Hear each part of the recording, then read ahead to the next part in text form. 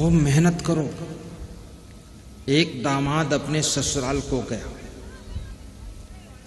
गरीब दामाद था, बहुत गरीब नहीं था, मीडियम गरीब था।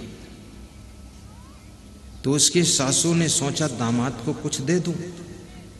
होली का समय था तो लड्डू बनाया और हर लड्डू के अंदर सोने की मुहर रख दिया और 2 पैकेट लड्डू, 2 किलो लड्डू बनाकर दामाद को दे दिया, घर ले जाओ, मेरी बेटी खाएगी, बच्चे खाएंगे, तुम खाना। तो दामाद वहां से लेकर चला। रास्ते में मन में सासू को गाली भी दिया कि सासू को बुद्धि नहीं, इतने लड्डू दिया, कौन खाएगा, हम 2-3 लोग घर में, ये 2 किलो लड्डू, और लड्डू से क्या फायदा, हम गरीब आदमी, सब्जी खरीदने पैसे नहीं, लड्डू पड्डू क्या करूंगा। तो उसने हलवाई की दुकान पर जाकर वो 2 किलो लड्डू बेच दिया और बेच करके पैसे ले लिए और घर चला गया। रास्ते में सब्जी खरीद ली, आलू टमाटर। शाम को जब वो उसका ससुर था, वो शिक्षक था, स्कूल से पढ़ा करके वापस लौटा तो उसने सोचा आज होली है तो लड्डू लेकर चलूं हलवाई के यहाँ से। तो हलवाई की दुकान पर लड्डू लेने गया तो वही 2 किलो लड्डू उसने तौला कर ले लिया, वही डब्बा वापस लाया और घर में लाया तो अपनी वाइफ को दिया कि लड्डू है, सबको 2-2 लड्डू खिला देना। जब वाइफ ने वो लड्डू देखा तो उसके होश उड़ गए, पसीना आ गया कि ये तो वही लड्डू है जो मैं दामाद को दिया था, ये वापस फिर यहाँ कैसे आया। तो वाइफ ने कहा कहाँ से लाए, बोले हलवाई के यहाँ से। तो उसने तुरंत मोबाइल लगाया अपने जमाई को कि वो तुमको लड्डू दिया था वो कहाँ है, बोले हलवाई के यहाँ बेच दिया, हमको पैसे की जरूरत थी। तो सासू ने कहा वाह वाह, एक वर कमला कर गहे कंचन बरसे नीर, माथे छत्र दरिद्र का बुंद न परे शरीर, बुंद न परे शरीर। एक और लक्ष्मी हाथ ऐसे करके आशीर्वाद दे रही हो और सोना बरस रहा हो बादलों से, कंचन बरसे नीर, जैसे पानी बरसता ना ऐसे सोना बरसे तुम्हारे लिए, लेकिन माथे छत्र दरिद्र का। अगर भाग्य फूटा है तो बूंद न पड़े शरीर, एक बूंद भी शरीर पर सोना की नहीं पड़ेगी, वो सब वंचित हो जाओगे। तो लड्डू में मुहर रखी थी, वो जमाई के घर तक नहीं पहुंची, वो फिर ससुर के घर में ही आ गई। याद रखना, भाग्य भी बहुत बड़ी चीज होता है, लालच करने से भी कोई ज्यादा मिलने वाला नहीं।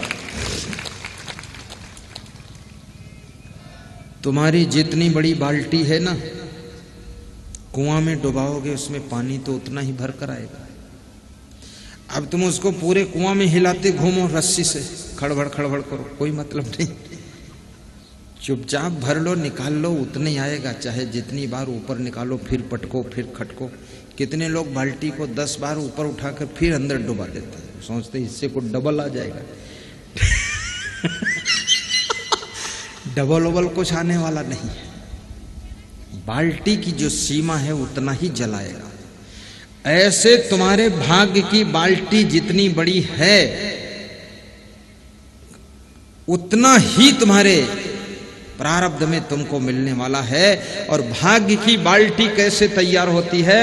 भाग्य की बाल्टी भाइयों और बहनों कर्म के द्वारा तैयार होती है। इसलिए कर्म को सुधार लो तो भाग्य की बाल्टी बड़ी हो सकती है।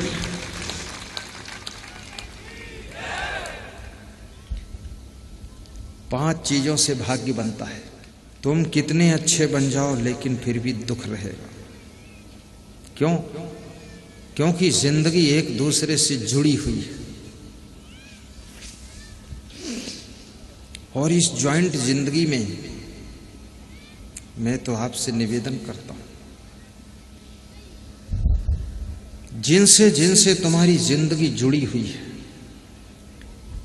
उनके अच्छे कर्मों का प्रभाव भी तुम पर पड़ता है और बुरे कर्मों का प्रभाव भी पड़ता है। बाप की जिंदगी बेटे से जुड़ी है। बेटा जब फर्स्ट पास होता है तो फर्स्ट पास होने की खुशी बेटे को उतनी नहीं जितनी माँ बाप को होती है। और जिनसे जिंदगी जुड़ी नहीं है वो चाहे कलेक्टर बन जाए लेकिन कोई खुशी आपको नहीं होती है। और जिनसे जिंदगी जुड़ी है उनको जब फायदा होता है तो खुशी तुमको हो जाती है और उनका नुकसान होता है तो दुख तुमको हो जाता है।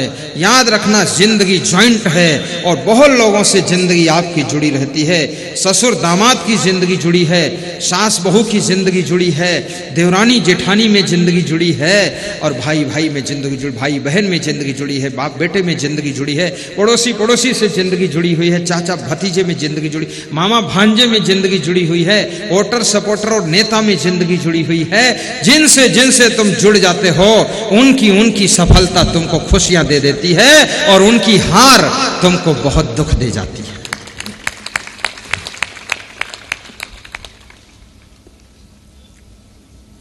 इसलिए जिससे जुड़ो तो भाव से जुड़ो। और आप दो प्रकार से जुड़ते हो। पहला तरीका तो जुड़ने का है कि प्रेम से जुड़ते हो, दूसरा तरीका है कि नफरत से जुड़ते हो। जुड़े उसमें भी हैं आप। यदि आप किसी से नफरत करते हो तो भी उससे जुड़े हो, अगर जुड़े ना होते तो नफरत नहीं करते आप। और यदि आप किसी से प्रेम करते हो तो भी उससे जुड़े हो, जुड़े ना होते तो प्रेम करते ही नहीं आप। जुड़े हो, लेकिन जिससे नफरत करते हो उसके प्रति तुमको क्रोध आता है, और जिससे तुम प्रेम करते हो उसके प्रति तुमको करुणा आती है। जिससे तुम नफरत करते हो उसके नुकसान में तुमको खुशी होती है, और जिससे तुम प्रेम करते हो इसके फायदे में तुमको खुशी होती है, और जिससे तुम प्रेम करते हो उसके फायदे में तुमको दुख होता है, और जिससे तुम नफरत करते हो उसके फायदे में तुमको दुख होता है, और जिससे तुम प्रेम करते हो उसके नुकसान में तुमको दुख होता है। इसलिए याद रखना, दो तरह से इंसान जुड़ता है, या तो प्रेम से जुड़ जाओगे या नफरत से जुड़ जाओगे, और दोनों तरह से जिंदगी जुड़ती है। प्रेम से जुड़ जाओगे तो तुम सुख भी पाओगे, और अगर नफरत से जुड़े हो तो दुख भी पाओगे। याद रखना मेरे भाइयों बहनों, जिससे जुड़ना है उसको भी सुधारने की चिंता करनी है, अन्यथा बेटे की गलती बाप को डुबा देती है, सासू की गलती बहू को डुबा देती है, और बहू की भूल सासू को उलझन में डाल देती है, और भाई की गलती बहन को अपमानित कर देती है, और बहन की भूल भाई के सम्मान को नष्ट कर देती है, और दामाद की गलती सास ससुर को टेंशन में डाल देती है, और सास ससुर की गलतियां दामाद को उलझन में डाल देती हैं, और मित्र की गलती दूसरे मित्र को विचित्र संकट में डाल देती है। इसलिए जिनसे जिनसे तुम जुड़े हो, जो जो लोग तुमसे जुड़े हैं उनको भी सुधारने की जरूरत है, और सुधरने का एक ही स्थान है, उसका नाम सत्संग है। सत्संग ही सुधारता है।